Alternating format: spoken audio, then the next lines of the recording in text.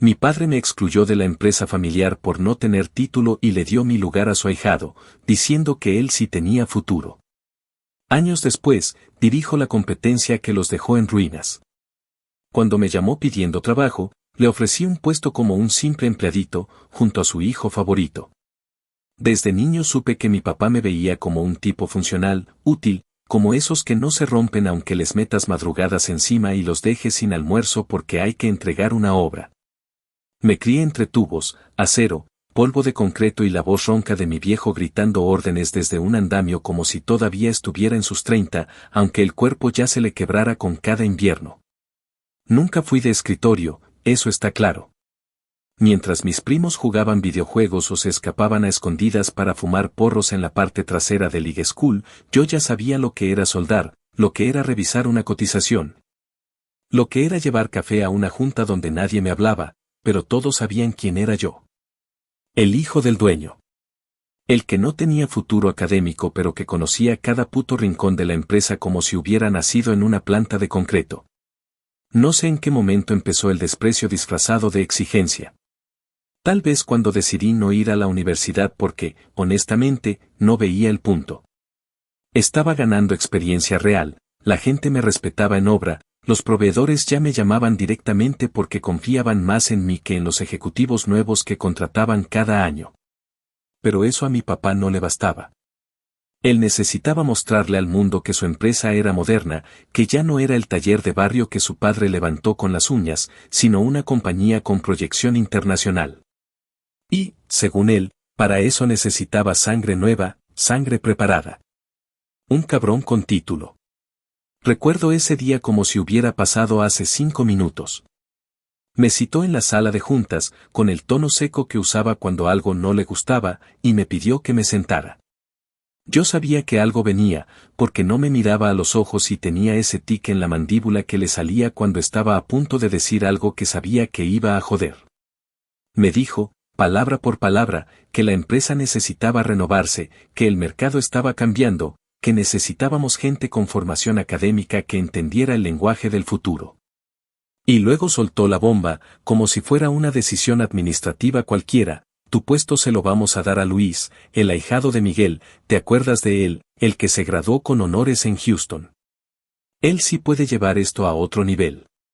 Yo me quedé en silencio, no porque no tuviera que decir, sino porque todo lo que tenía en la cabeza eran insultos, gritos, y una rabia que no iba a regalarle.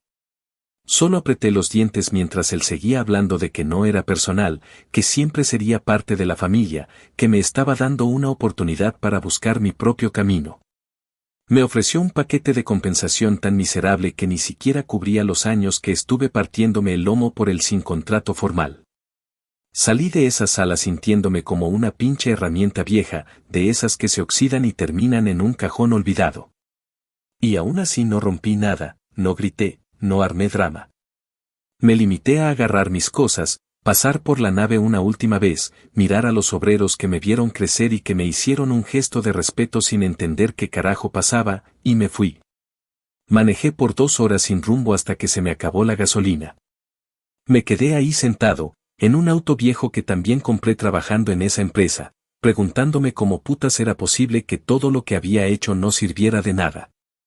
Y lo peor de todo, que el pendejo que se quedó con mi puesto nunca había tocado una viga ni cargado un plano con las manos sucias. Solo tenía un diploma y el apellido de un compadre. Pero ahí, entre la rabia, la humillación y la desesperación, hubo algo que no me dejaba rendirme. No sé si fue orgullo, necesidad o ganas de venganza, pero lo único que pensé fue, me va a rogar trabajo. Ese cabrón me va a buscar algún día, y cuando lo haga, voy a estar listo para escupirle en la cara la misma frase que me dijo, esto no es personal. Desde ese día, todo lo que hice fue con esa imagen en la cabeza. Y si él pensaba que yo no tenía futuro, estaba a punto de tragarse cada una de sus putas palabras. Actualización 1. Pasaron 6 meses desde aquella patada disfrazada de decisión empresarial y todavía no dormía bien. Me costaba cerrar los ojos sin ver la cara de mi padre repitiéndome que esto no es personal como si eso hiciera menos miserable lo que hizo. Durante semanas estuve en ese estado donde uno sobrevive pero no vive, donde los días se convierten en rutinas sin alma y las noches son solo listas mentales de todo lo que perdiste. Y lo peor es que, a pesar del coraje, no tenía a dónde caer. Los conocidos que me debían favores de obra bajaban la mirada cuando llamaba. Y los contactos que alguna vez me buscaron para solucionar urgencias ahora se escondían detrás de excusas ridículas porque sabían que yo ya no era parte del apellido que los hacía sentir seguros. Me volví invisible en cuestión de semanas, como si todo lo que había hecho en esos malditos años fuera parte de una gran mentira que solo existía si llevaba el respaldo de mi papá detrás. Tuve que empezar desde abajo, y cuando digo abajo no me refiero a una oficina pequeña ni a un sueldo corto. Me refiero a cargar herramientas en la parte trasera de una pick-up destartalada a las 4 de la mañana, en una empresa que apenas figuraba en los registros estatales. Llegué ahí por un contacto de un contacto que se acordó de mí solo porque una vez lo ayudé a cerrar una obra en condiciones imposibles. El jefe, un tipo que parecía vivir en una mezcla entre el sarcasmo y la desesperanza, me preguntó qué sabía hacer. Le respondí sin filtro, todo lo que los universitarios no aprenden en libros. Me lanzó una carcajada como si fuera una broma, me dio una tabla con clavos y me dijo que si aguantaba una semana, hablábamos de cosas más serias. Aguanté. Y no solo eso, a la tercera semana ya estaba arreglando el sistema de entregas que tenían hecho mierda, haciendo llamadas a proveedores que conocía desde hacía años y reparando errores que venían arrastrando desde hacía meses. Me ofrecieron un ascenso sin ceremonia, sin aumento, sin contrato nuevo. Solo me dijeron ahora eres coordinador de turno, no la cagues. Y no la cagué. Con el paso de los meses, me fui ganando el respeto que allá en la empresa de mi padre me habían quitado como si fuera un juguete. No lo hice con discursos ni con promesas vacías, sino siendo el primero en llegar y el último en irme, comiéndome la mugre, resolviendo mierdas que otros no querían tocar. Me metí a estudiar de noche, no porque quisiera un título para presumirlo como el ahijado de mierda de Miguel, sino porque necesitaba entender el lenguaje de los contratos públicos. Quería aprender a competir, no solo con fuerza, sino con estrategia. Las madrugadas eran brutales, dormía en el asiento del carro con un termo de café entre las piernas y los planos sobre el pecho, soñando con líneas de presupuesto y materiales de construcción. Pero cada noche, antes de cerrar los ojos, repetía en mi cabeza una imagen, la cara de mi viejo, humillado, tocando mi puerta algún día. Esa visión me sostenía cuando el cuerpo se quebraba. A los 6 meses ya había reorganizado el sistema de compras de la empresa, mejorado los tiempos de entrega y ajustado las rutas de transporte para que los costos bajaran casi un 20%. Me lo agradecieron con un bono, el primero real en años, y una conversación privada donde el dueño, un tipo que no regalaba elogios ni aunque le apuntaran con una pistola, me dijo que nunca había visto a alguien que se adaptara tan rápido al caos. Me preguntó por qué no estaba dirigiendo mi propia empresa. Me encogí de hombros y le dije, eso era antes. Pero me la quitaron por no tener un maldito título. El tipo soltó una risa seca y me dijo que, si alguna vez decidía intentarlo, me mandara un mensaje, que él conocía inversionistas que apostaban por la gente que hacía más que hablar. A partir de ese momento, todo cambió. Ya no trabajaba para sobrevivir. Trabajaba para construir algo. Lo sentía en los huesos. En cada hoja de cálculo que ajustaba, en cada proveedor nuevo que convencía de bajarnos precios sin comprometer calidad, en cada error que otros dejaban pasar pero yo corregía antes de que alguien lo notara. No lo hacía para ser el mejor, no me interesaban los aplausos ni los reconocimientos vacíos. Lo hacía por rabia, por orgullo, por esa sed que no te deja descansar hasta que demuestras que te subestimaron como a un animal. Y cada maldito día era una piedra más en el edificio que estaba levantando en silencio, uno que algún día iba a aplastar por completo al imperio podrido que mi padre creía haber consolidado sin mí. Lo que él no entendía, lo que nunca entendió, era que yo no necesitaba que me regalaran nada. Solo necesitaba que no me estorbaran. Pero como eligió cerrarme la puerta, yo decidí romper la pared entera. Y estaba apenas comenzando. Actualización 2. Habían pasado poco más de 2 años desde la última vez que pisé la vieja empresa de mi padre. En ese tiempo, cada segundo había sido utilizado como si el reloj me tuviera agarrado del cuello. No hubo vacaciones, ni fines de semana tranquilos, ni domingos en casa viendo partidos. Todo era trabajo, planificación, errores corregidos a la fuerza y madrugadas en las que el cuerpo pedía rendirse, pero la cabeza no lo dejaba. Para entonces ya no solo era un tipo con iniciativa en la empresa que me había dado una oportunidad, me había convertido en una especie de socio informal. No porque figurara en papeles, sino porque cada decisión pasaba por mis manos, porque cada contrato importante era mío para revisar, y porque los dueños sabían que sin mí, esa compañía se habría estancado como muchas otras en el condado. Fue en una de esas tardes pesadas, de esas en que el calor de Texas se mezcla con el polvo de las obras y el cansancio en los huesos, cuando empezó a tomar forma la idea de crear algo propio. No fue una decisión repentina, ni una epifanía emocional. Fue un proceso que se fue cocinando en silencio, con cada llamada que me hacían contratistas pidiéndome que manejara sus proyectos, con cada mensaje de proveedores que preferían tratar conmigo directamente. Y con cada maldito recuerdo de lo que me arrebataron solo por no tener un puto título. Así que una noche me senté con dos personas que conocía de sobra. Una era Elena, ingeniera civil con más años de experiencia que cualquiera de los idiotas que llenaban las licitaciones públicas, pero que había sido despedida de su último empleo por no encajar con el perfil de liderazgo masculino. El otro era Rigo, un contador que odiaba tanto a los banqueros que llevaba años trabajando por su cuenta para pequeños contratistas a quienes ayudaba a sacar adelante con las uñas. Les conté mi idea, levantar una empresa desde cero, enfocada en infraestructura pública, con una ética de trabajo tan brutal que hiciera que las constructoras grandes se cagaran encima cuando vieran nuestro nombre en una licitación. Ellos no lo dudaron. No porque fuera una apuesta segura, sino porque conocían la clase de fuego que yo tenía adentro. Alquilamos un depósito que alguna vez funcionó como almacén de grúas abandonadas en un barrio industrial de Round Rock donde nadie se acercaba después del atardecer. No había escritorios, ni cafetera, ni papelería elegante. Solo una mesa larga, un pizarrón medio roto y 3 sillas plegables. Pero ahí, en esa cueva oxidada, se gestó Iron Road Contractors. Con el dinero que yo había ahorrado, sumado a los préstamos que Rigo sacó con su crédito impecable y la maquinaria de segunda que Elena consiguió rematada por contactos antiguos, logramos inscribirnos en nuestro primer contrato. Una carretera secundaria de 2 carriles entre 2 pueblos olvidados que el condado consideraba proyecto de baja prioridad. Curiosamente, esa misma carretera había sido rechazada por la empresa de mi padre porque no justificaba los costos operativos. Nos tomamos ese proyecto como si fuera la única oportunidad del mundo. No dormíamos más de 3 horas seguidas. Nos turnábamos para vigilar que los materiales no fueran robados, que los planos se siguieran al pie de la letra, que las cuadrillas no trabajaran más de lo debido pero tampoco menos. Yo negociaba directamente con los supervisores estatales, les mostraba los avances como si les estuviera entregando oro, y me encargaba de que cada error se corrigiera antes de que alguien más lo notara.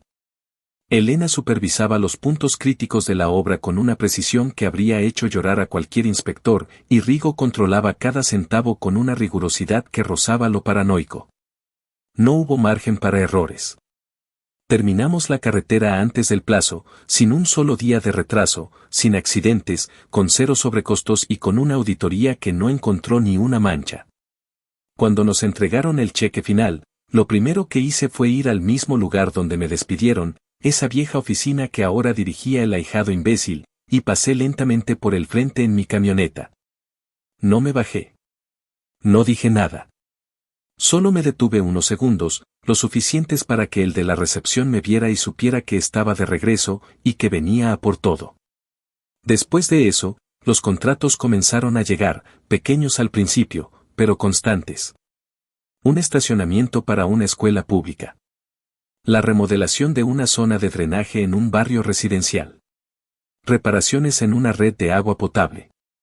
Y luego, cuando menos lo esperábamos, llegó el primer contrato federal, un puente sobre un canal de desagüe, cuya licitación estaba abierta hacía meses pero nadie se atrevía a tomar por el nivel de complejidad y lo ajustado del presupuesto. Nosotros lo hicimos. No porque fuera rentable, que no lo era, sino porque sabíamos que si lo sacábamos adelante, todos los demás vendrían solos. Y así fue. Cuando los periódicos locales empezaron a publicar notas como la empresa emergente que le gana a los grandes, no lo celebré con copas ni con fiestas. Lo celebré solo, en silencio, mirando desde la azotea del nuevo taller que alquilamos, con los planos del siguiente proyecto en una mano y un cigarro que ni siquiera me terminé en la otra. Porque lo entendí ahí, viendo la ciudad desde arriba, no era suerte, no era caridad, no era coincidencia. Era hambre. Era coraje puro. Era un deseo tan profundo de demostrarle a ese cabrón que me echó que no solo podía sobrevivir sin él, sino que podía construir algo tan grande que algún día le quitara hasta el nombre. Y ahora, cada vez que firmaba un contrato, cada vez que estampaba mi firma en un permiso estatal, lo sentía más cerca. El derrumbe de su imperio era cuestión de tiempo. Y yo no iba a frenar. No hasta verlo arrodillado.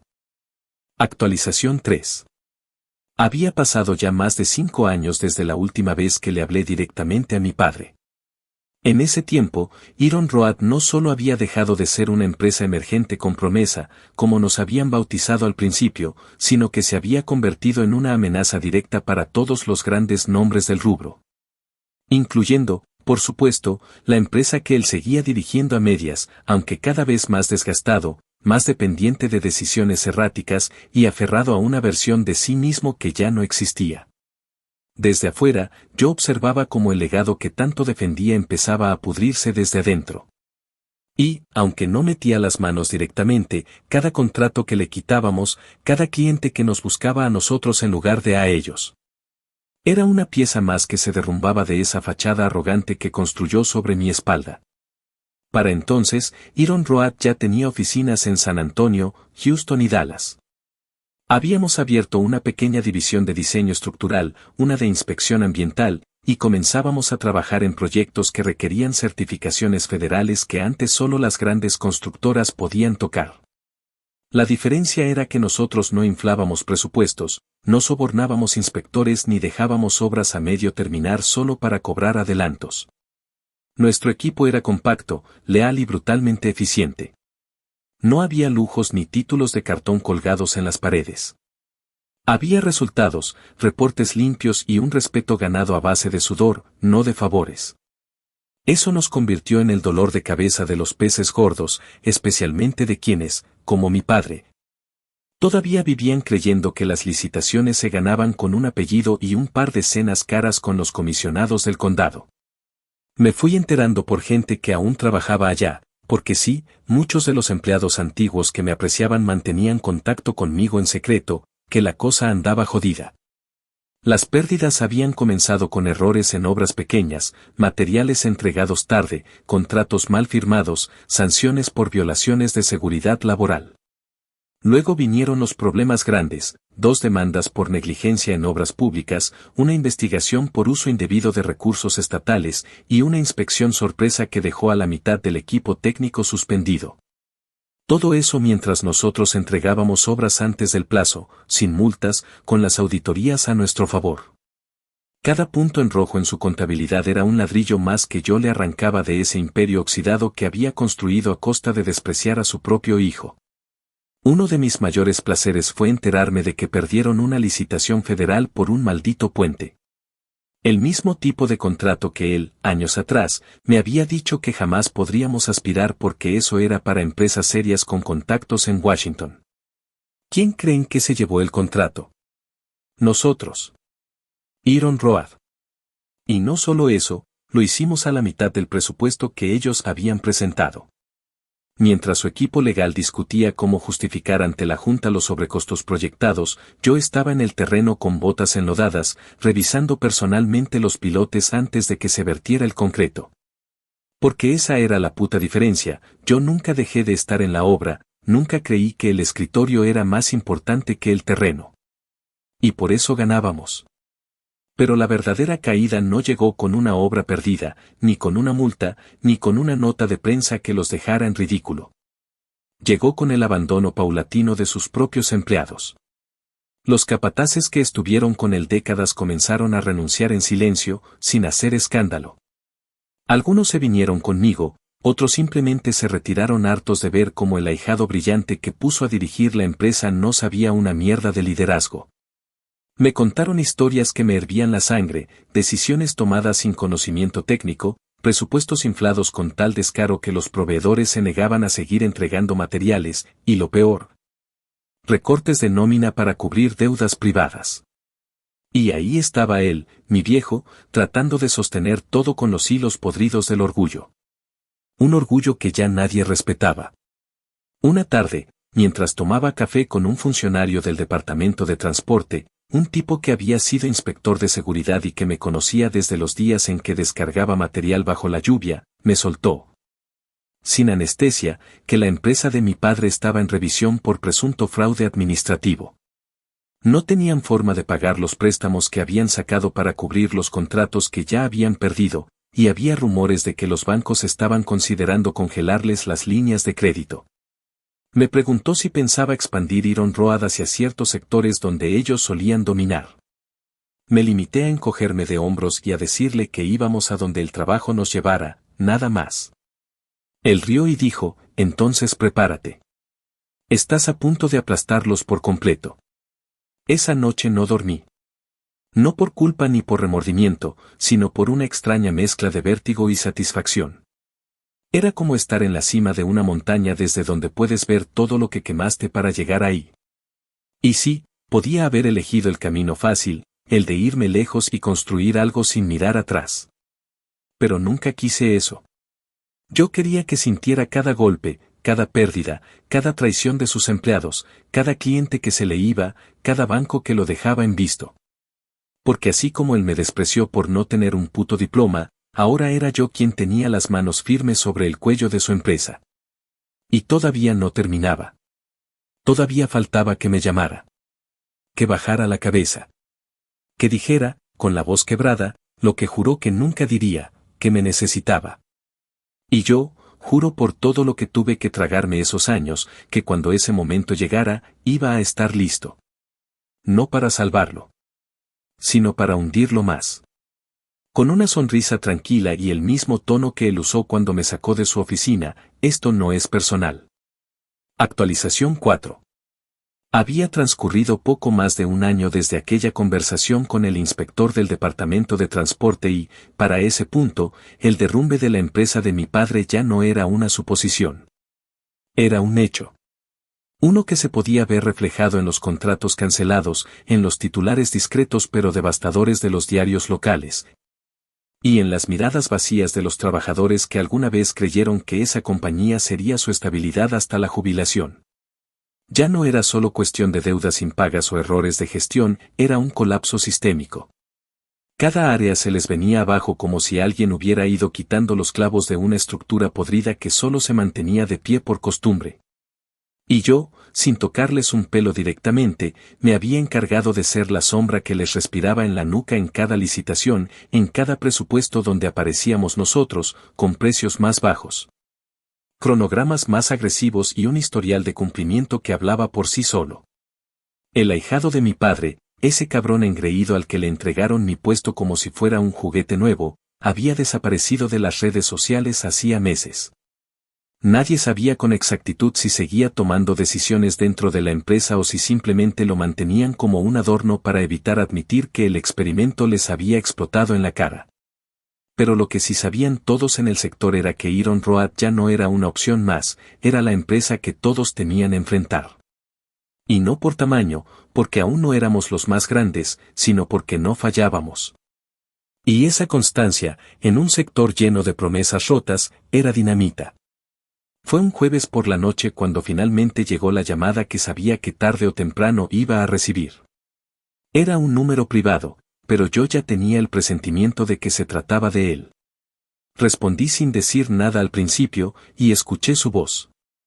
No era la voz de ese hombre imponente que daba discursos en las reuniones familiares sobre trabajo duro, sobre legado, sobre sacrificio. Era una voz áspera, quebrada, con un hilo de orgullo todavía escondido entre cada palabra, pero también con un peso enorme de derrota. Me dijo que necesitaba hablar conmigo, que como familia teníamos que sentarnos a ver opciones. Usó palabras que parecían sacadas de un panfleto de autoayuda empresarial: replantear, colaborar, buscar sinergias. Pero yo ya no era el hijo que obedecía y decía que sí aunque lo estuvieran pisoteando. Le pregunté si necesitaban ayuda, o si necesitaban que los rescatara. Hubo un silencio breve, tenso. Y luego, casi tragándose la lengua, lo admitió: nos está yendo mal. Muy mal. No hay flujo. Perdimos líneas de crédito. Estamos al borde de cerrar. Me contuvo el pecho una mezcla de adrenalina y satisfacción tan grande que no supe si reír o morderme la lengua. Solo le dije que nos viéramos al día siguiente en un diner viejo, uno que quedaba justo entre la oficina principal de ellos y la central nuestra. Neutral. Frío. Perfecto. Llegué temprano. Me senté en la mesa del fondo, pedí un café negro y revisé algunos informes en la tablet como si no esperara nada importante. Pasaron 15 minutos y vi su camioneta entrar en el parqueadero.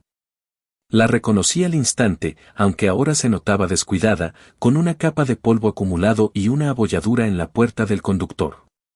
De ella bajó mi padre, más encorvado de lo que recordaba, y junto a él, el ahijado. El muy imbécil llevaba una expresión mezcla de incomodidad y vergüenza, como si estuviera ahí por obligación. Entraron, me vieron, y caminaron con la misma solemnidad con la que uno camina hacia una corte. Se sentaron frente a mí sin saludar con fuerza, como si no supieran por dónde empezar. Mi padre fue el primero en hablar. Me dijo que estaban dispuestos a hacer lo que fuera para mantener a flote la empresa, que habían considerado todas las opciones y que creían que una fusión estratégica con Iron Road podría ser beneficiosa para ambas partes.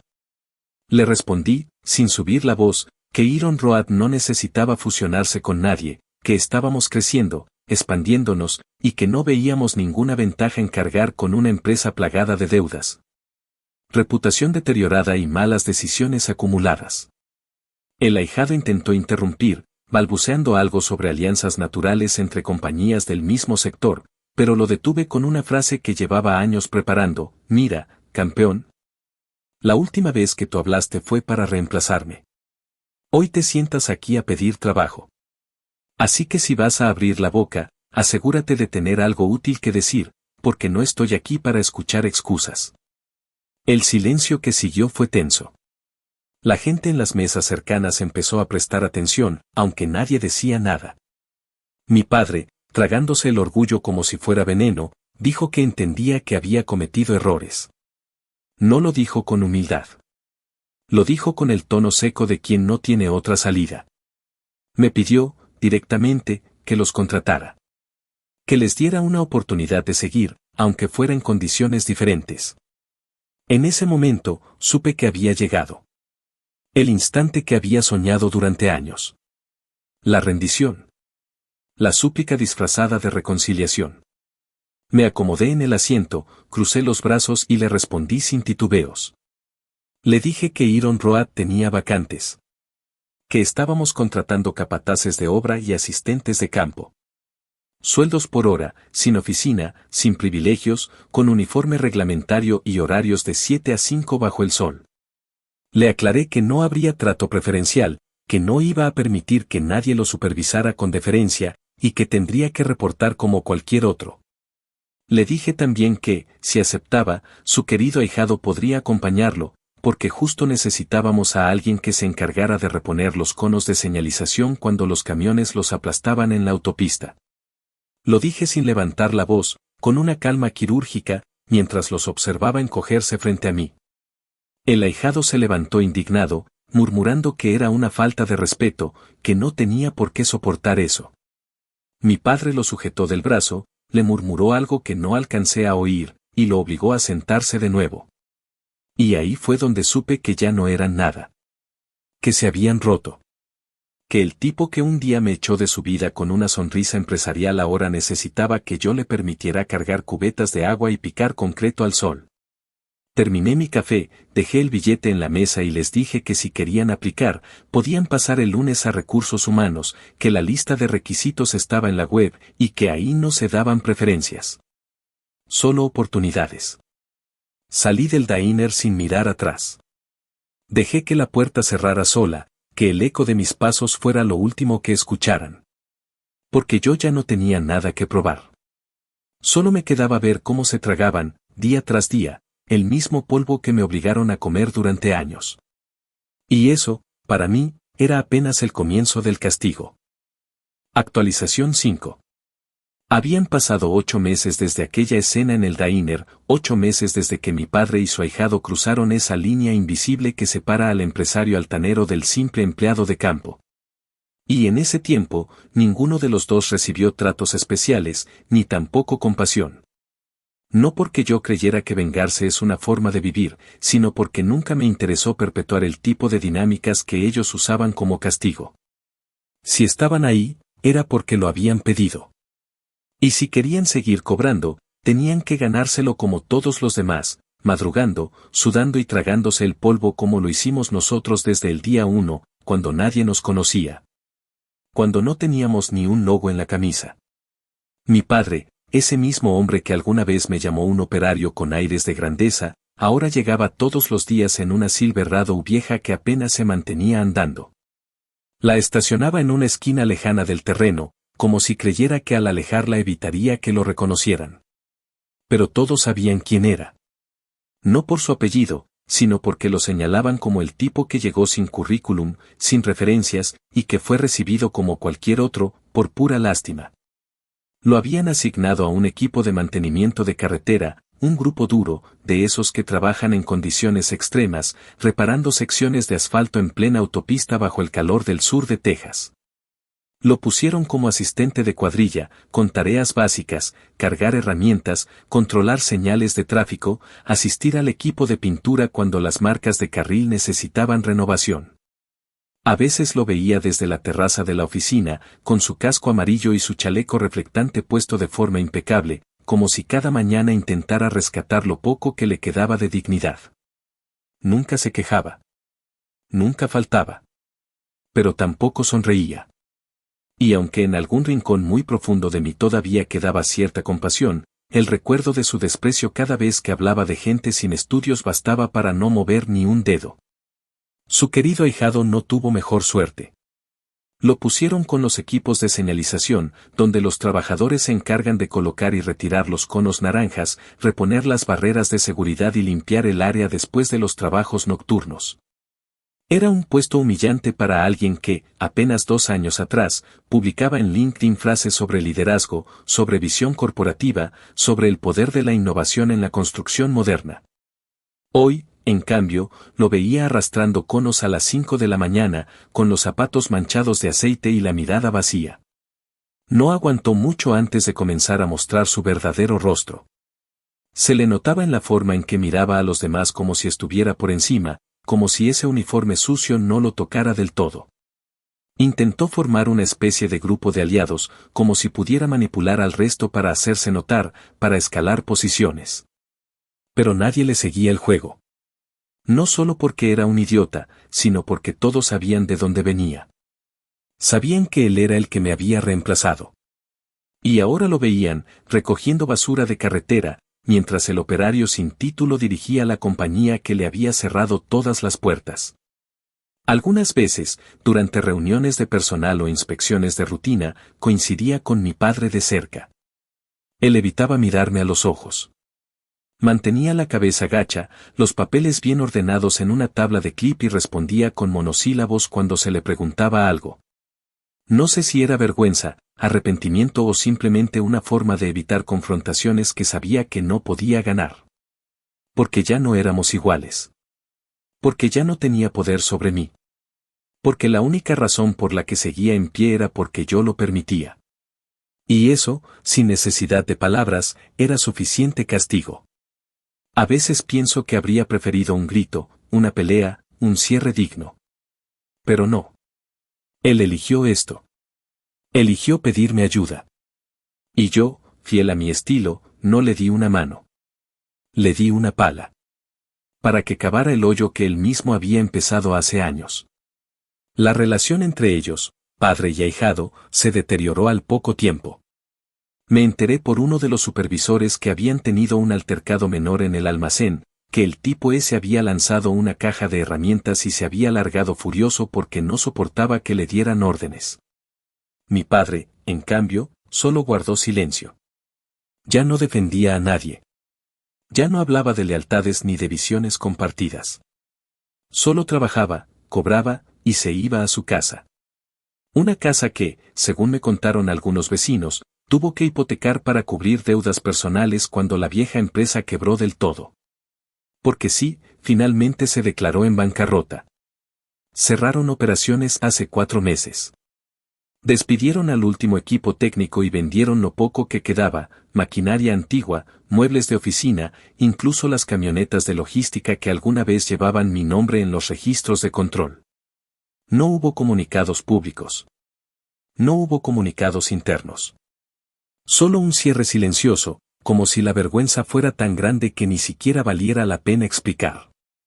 Y mientras tanto, Iron Road seguía creciendo. Nuevas licitaciones, nuevos equipos, nuevas oficinas en el norte del estado.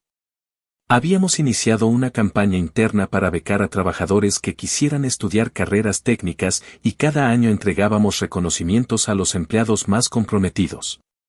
Ninguno de esos reconocimientos llevó nunca el nombre de mi padre. No porque lo prohibiera explícitamente, sino porque nadie sentía que lo mereciera. Ya no era el señor, ni el fundador, ni el que dirigía una gran empresa. Era solo otro más. Un hombre envejecido por el ego, ahogado en deudas y arrastrando una historia que él mismo se encargó de destruir. Y aún así venía cada día. A tiempo. Con su uniforme planchado. Con la mirada apagada. Y con las manos vacías. Porque todo lo que alguna vez tuvo se lo había ganado con arrogancia. Y todo lo que ahora tenía, se lo había entregado yo.